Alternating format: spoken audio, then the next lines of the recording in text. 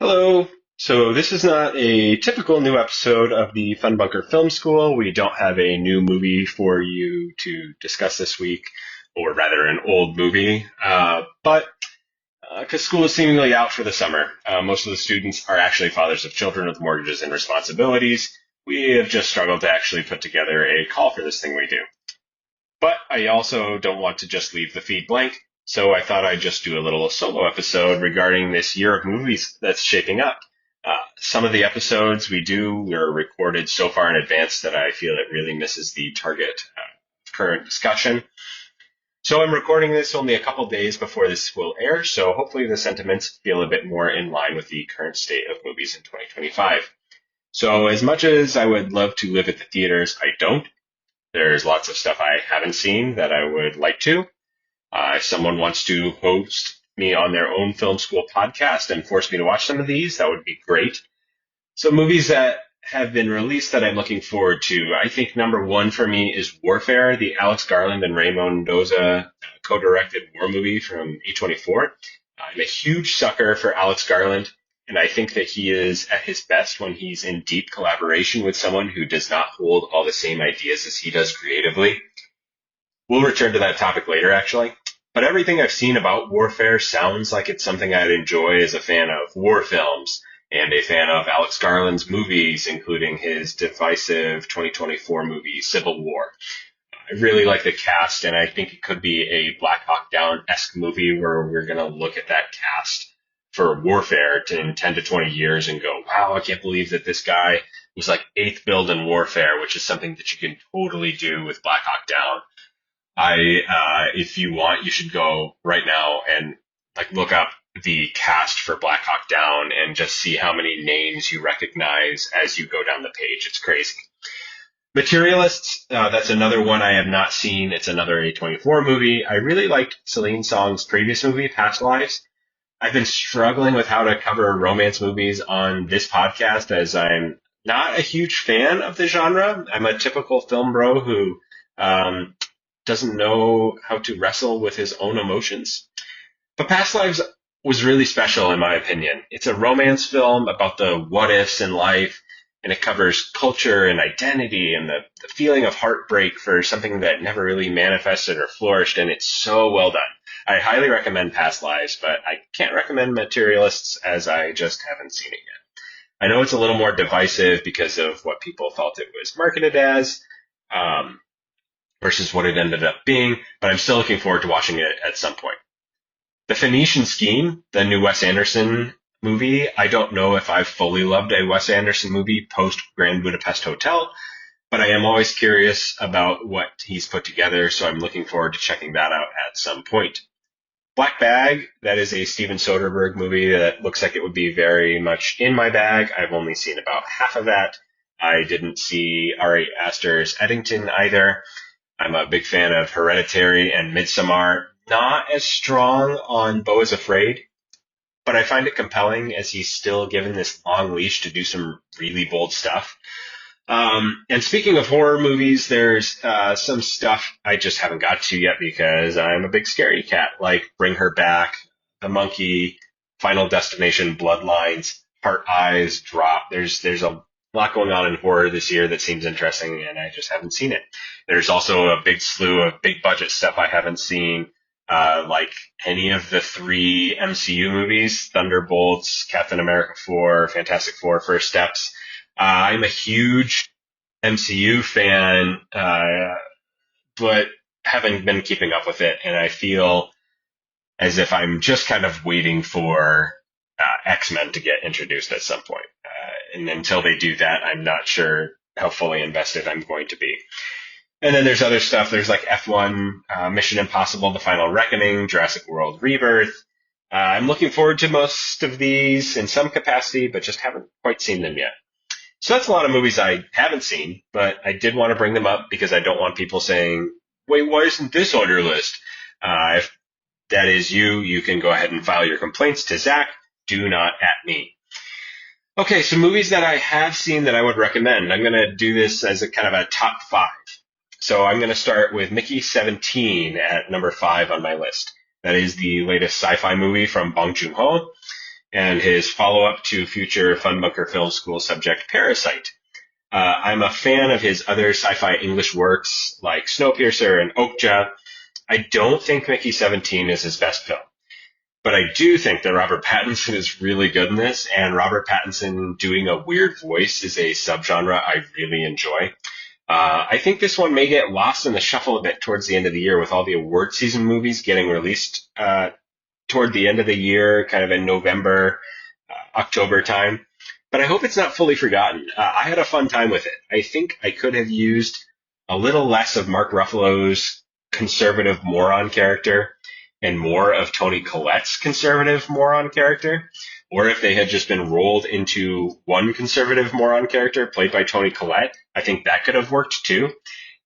It's got excellent creature work in this movie. The alien animals that they come across are so ugly and bizarre looking, but they are also simultaneously like cute and endearing. So that's a total Bong Joon-ho specialty.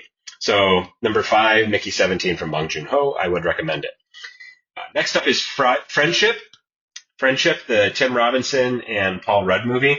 I am a massive Tim Robinson / I Think You Should Leave fan. I was actually a little bit nervous going into Friendship because I hold it in such high regard and was not sure how that brand of comedy would translate to a feature-length movie that's not being done by Zach Kanan or the Lonely Island guys.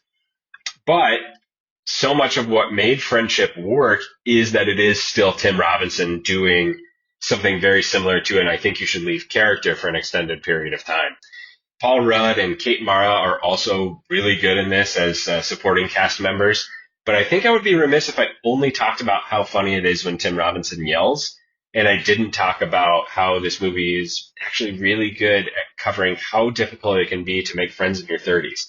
I loved how it focuses on male friendship and the weird bravado dynamics of becoming friends with someone and not quite fitting in with their larger friend group. And there's social ostracization, trying to make friends with guys at your office who you can kind of relate to, but you're just not tuned in to like the same radio station on everyday things. It's oddly profound in how it showcases this while also having sequences of that manic, awkward comedy from Tim Robinson that leaves me almost peeing my pants. Okay, so that was my number 5 and number 4 of the year so far. Number 3, Superman by James Gunn. This is sort of a sentimental pick for me. I think James Gunn is a slick and fun director. Even going outside his Marvel and DC work, I enjoy some of his older horror stuff like Slither. That's a bit nastier. But this Superman movie is very fun, is full of the heart and found family tropes that he has leaned into with both the Guardians of the Galaxy movies and his underrated Suicide Squad movie. That's the Suicide Squad. That's not the Will Smith one, but it's the Idris Elba one. I'm a big fan of comic books in general. If you haven't read All-Star Superman by Grant Morrison, this movie takes some heavy themic influence from that book. So please check it out if you are skeptical at all about this movie or Superman as a character. If you're the kind of person that has always thought, how can Superman be compelling when he's literally invincible? That seems very boring. You should read All-Star Superman by Grant Morrison. If you don't vibe with All-Star Superman, you may just not like Superman at all, and that's also okay. But about this movie, I really like that we've come all the way, like from the X-Men of the 2000s, which were embarrassed of its campy comic book roots. And now we have a Superman movie and like this new Fantastic Four movie that are fully embracing the color and the costumes and the absurdity of these comic books as leaning into the hope and the I want to save everyone aspects of these characters. And part of that, too, is that I felt good about taking my 9-year-old son to the movie. He was born in 2016, a year in which some of the biggest comic book movies were Batman v Superman, Captain America Civil War, and Deadpool. And in the 9 years since, we've seen more dark takes, complex takes on superhero genre movies that have a vast range in quality. Um, but I haven't felt good about taking an impressionable young boy to see something like The Batman from 2022. If we want to bring back Robert Pattinson doing a weird voice, a movie like that, it's so long, it's so dark, it's so drawn out, and I do like that movie, but I would not show it to a kid. It's something much more appropriate for older teens or adults thematically and visually. But these superhero movies should be for kids. Kids should be able to enjoy superheroes. So my son, he loved the movie. He listens to the soundtrack all the time now. And I loved taking him to the movie and talking to him about what he liked about it and what he thought about it. And yeah, we are big Crypto the Dog fans in our house now. Okay, so that was number 3, Superman. So number 2, 28 Years Later from Danny Boyle. That's with a script by Alex Garland. So bringing it back to what I said earlier with Warfare. Alex Garland's solo ventures have had some incredible hits for me. Annihilation and Ex Machina, for example, Civil War. But he is sometimes so cynical and has such an acidic view of the world that sometimes that acid bleeds through the floor and it's not as enjoyable to just like sit in that acid. Danny Boyle is a director, on the other hand, who has lots of heart, and sometimes that sentimentality is almost too much in the other direction. His last feature film, Yesterday, I found to be a pretty rot movie that didn't work as well as it could or should have. Slumdog Millionaire, his Oscar winner, it's a movie that I think bleeds into being too corny. Steve Jobs is potentially one of my favorite Boyles, but it is very mushy at times, and I think it's kind of funny that he plants this idea that he made the iPod as a love letter to his estranged daughter. That might be an Aaron Sorkin thing, but still, when the heart of Boyle's movies gets together with Garland's acidic scripts and view of the world for something like Sunshine or 28 Days Later, it becomes this sort of mango habanero flavoring. It's sweet and spicy at the same time, and the work really sings. And I think this return to 28 Days Later with 28 Years Later is a great showcase for that. I'm really glad that they went back to this well. It has all the nasty zombie world building with Garland's script, and then it has also this really slick filmmaking from Boyle. To nerd out a little bit, the original film was actually shot on DV, which was an early digital film format that you could get at you could get DV cameras at like a Circuit City or a Best Buy. And it gave the movie this really weird home quality, or like a low quality, like a home video feel to it, that especially when it was blown up on a big screen, or if you watch it on a big screen at home, it's kind of strange. And to kind of pay homage to that, the newest movie was actually shot on heavily modified iPhones. They had heavily rigged iPhones and different lenses on these iPhones, but it's still something that a consumer can go out to any store and get and could make a film with, theoretically. So the original is kind of hard to look at in a good way, but 28 Years Later, it looks incredible. I think it looks better than a lot of big blockbuster stuff that's out there now. It's very vibrant and kinetic. There's all of this interesting stuff in the movie, like these infrared shots of zombies at night, or there's these choppy bullet time shots of zombies that are like getting shot with arrows through the head.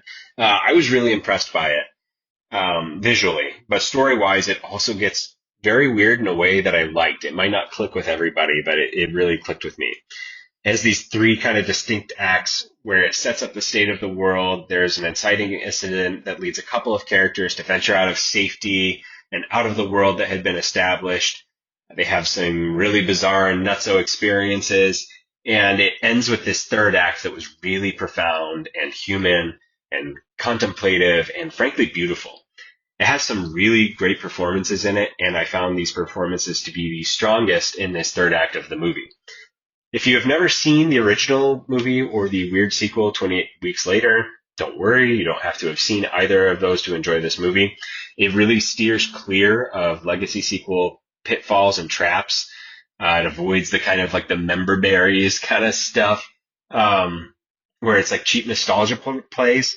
When the new Ghostbusters movies, they bring back the original cast or they bring back like Slimer and the Demon Dogs. It's always in this wink and nod kind of way. They do even like there's like a candy bar that Venkman has in his suit, and like all of that is for whatever reason like shoved into these movies, and yeah, it just sucks. Like I'm pretty allergic to it.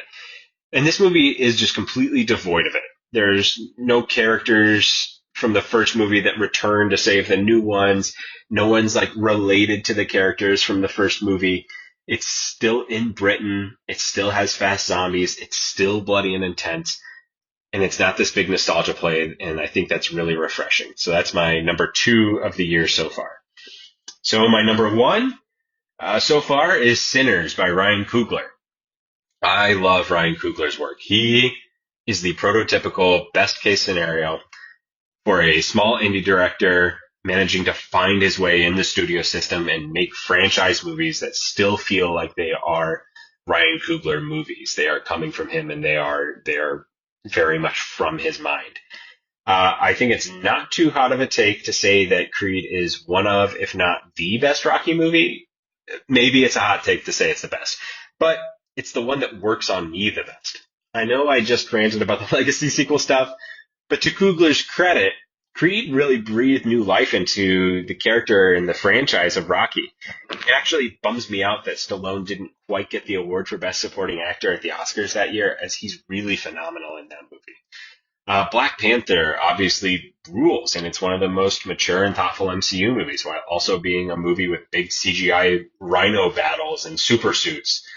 So Sinners is his first original or non-IP work in 12 years since Fruitvale Station, which was based on a true story. And it's a big genre movie. It is fundamentally a vampire movie, but it is also very much still a Ryan Coogler movie with themes about race, music, belonging, temptation, resilience, all this cool stuff. It's really slick. It's really fun. Michael B. Jordan, Haley Steinfeld, Jack O'Connell, they're all excellent, as are all the supporting cast. It does such a good job of being this big, loud blockbuster with an original story, to the extent a vampire story can be original, with instantly memorable characters and a lived-in world. And it also takes some really big swings with scenes that shouldn't work in a movie of this scale, but they totally do. It is a good time, and it's the kind of thing I love the most in movies. It's when you can have fun with the big, broad concept or the big, broad genre tropes, but there's lots to think about and consider with the director's point of view.